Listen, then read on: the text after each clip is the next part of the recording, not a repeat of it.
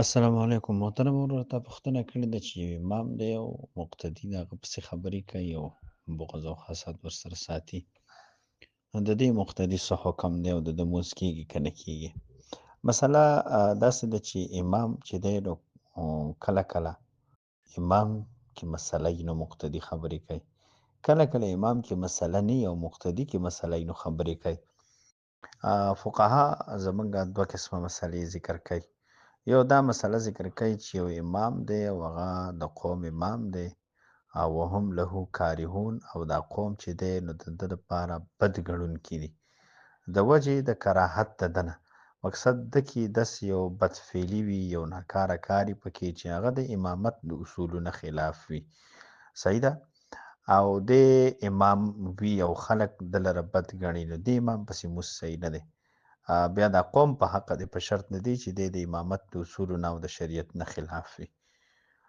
دویم نمبر یو امام دی او هغه د امامت په اصولو برابر دی، متبع السنت دی، د سنتو تابعدار دی او د امامت د اصولو موافق امام دی.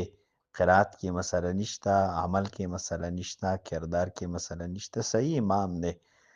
او بیا هم یو مقتدي راځي او د هغه خلاف خبرې او پراپیکنډې او هغه پسې خبرې کوي، نو دا امام چې دی نو دا امام په حق دی او دې مقتدي باندې واجب دی چې د دې امام نه عفو وغواړي او د پسې د خبرې نه کوي، د پسې خبرې کول مکروه تحریمي دي، حرام دي. بیا د دې مقتدي دپاره نو دا مقتدي په حرامو کې واقع دی.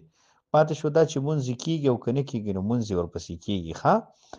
او که چېرته څوک په زور امام شوی، چا په زور امام کړی نو هغه پسې مونځ کیږي، اگر که دا خلک ده لره بد ګڼي. ځکه حدیث د ابو داود کې راغلی دی چې تاسو مونځ کوئ هر هغه امام پسې چې هغه ولو که فاجر وي، خو چې امام دی نو مونځ ورپسې کیږي.